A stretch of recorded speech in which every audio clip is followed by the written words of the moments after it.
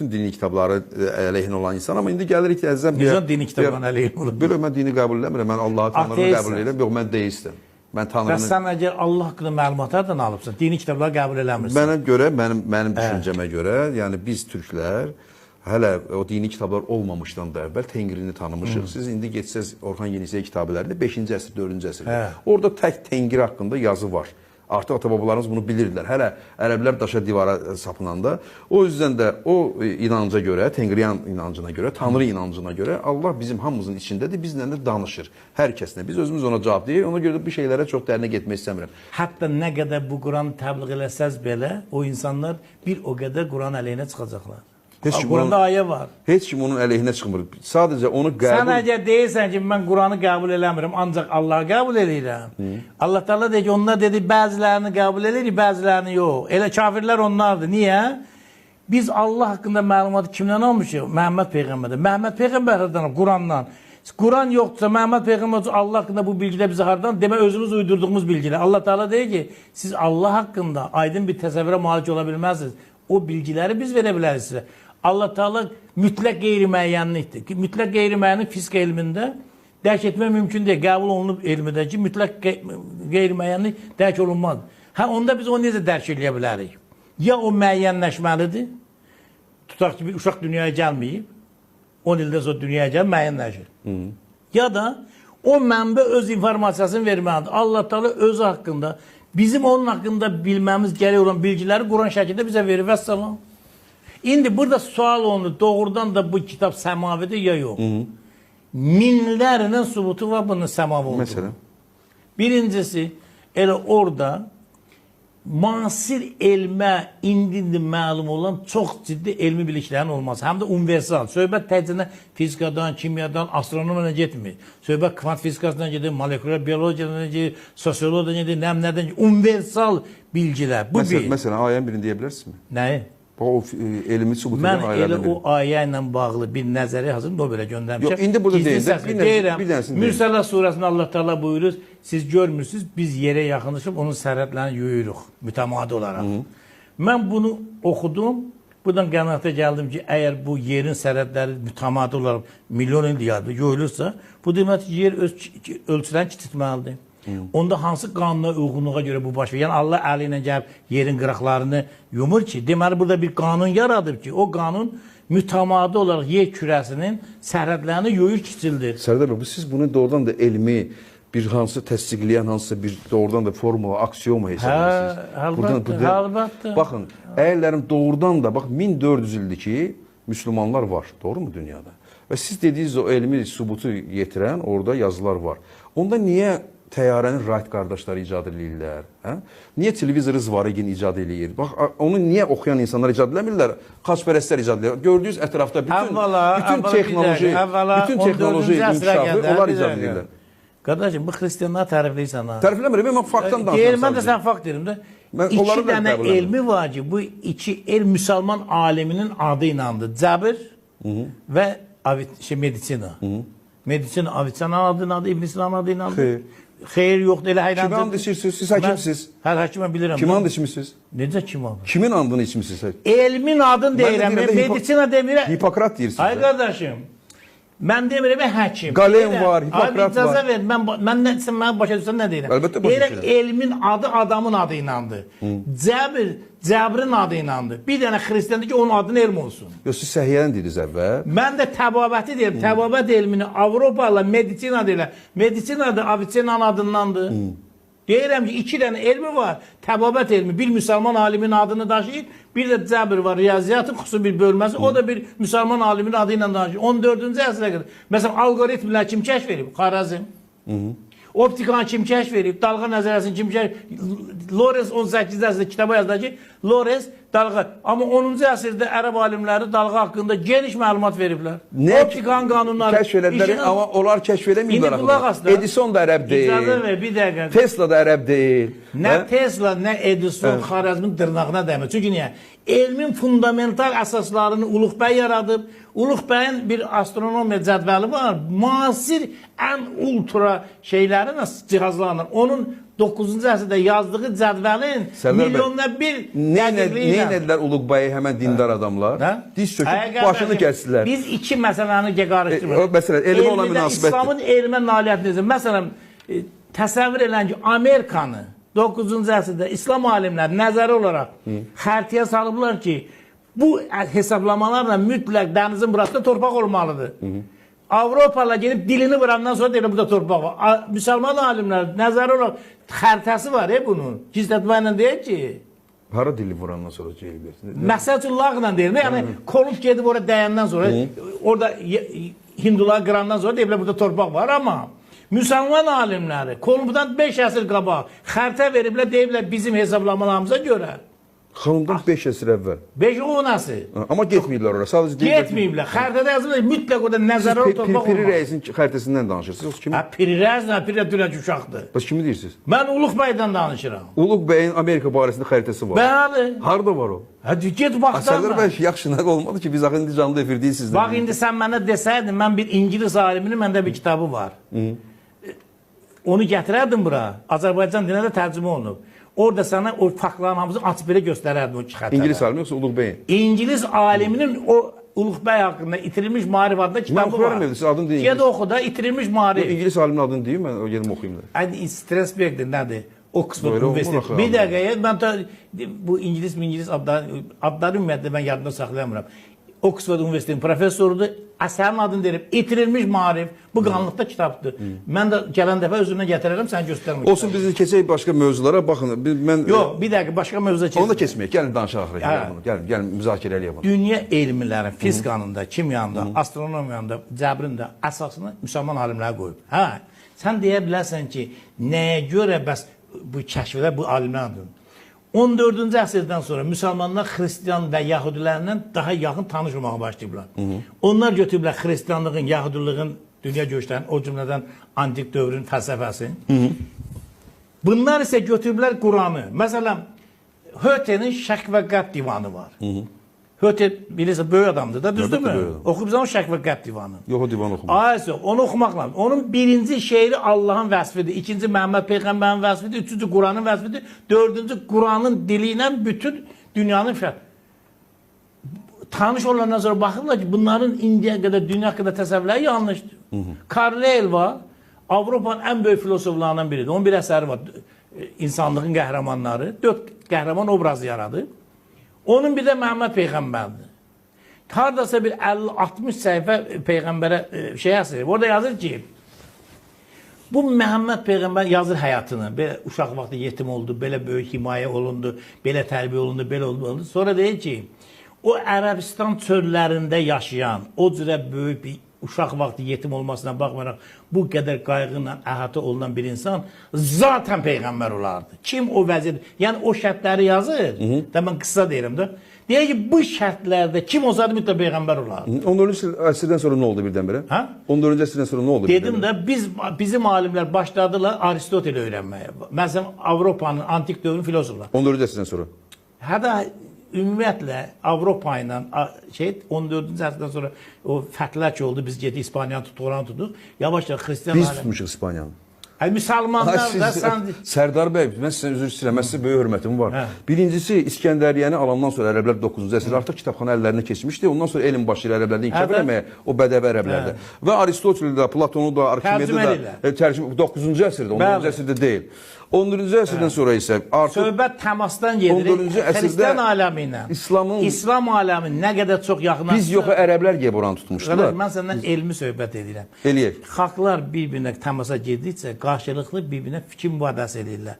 Mədəniyyətlər mübadiləsi, xüsusən sərhəd oyununda. Necə oldu ki, mübadiləsi onlar irəli getdilər, biz geri qaldıq. Biz orta əsrlərdə sən əgər Avropanın vəziyyətini təsvir etsəydin, şərq çiçəklənirdi İslam dünyası. Bütün dünyada kitablar, kitabxanalar, universitetlər şərqdə idi. O keçmişdi də, büyündən danışır. Onu icazə verdi ha. Buyurun. Avropada universitet zad yox idi. Hamam yox idi. Cəmaət əksinə kirlilik uğrunda vuruşurlar. Kim daha çox kirli qala bilər. Avropa Sərdar bəy, çox üzr istəyirəm. Canlı efirdəyik biz. Qədim Roma termaları var. Karakalanın terması var. 10 hektar da o hamamlar, gimnastikus var, soyuq terma, isti Qardaşım, terma. Roma mədəniyyəti çoxdan unudulmuşdu Avropada. Söhbət orta əsrlərdən Mən gedir. də Avropadan danışıram da, qədimindən danışıram. Orta əsrlərdə nə o sən dediyin hamam var idi, nə sən dediyin o texnika vardı, o bir şey var. Siz mən deyəndən Sən sonra... deməndən belə çıxır, Ya belə istəyirəm. Sən deməndən belə çıxır ki, Misirlilər piramidaları yaradıblar, onlar indi də dünyanın ən inkişaf etmiş xalqıdır. Elə Misir şey var. xalqı var ki, yoxdur, ölüb çıxıb gedib.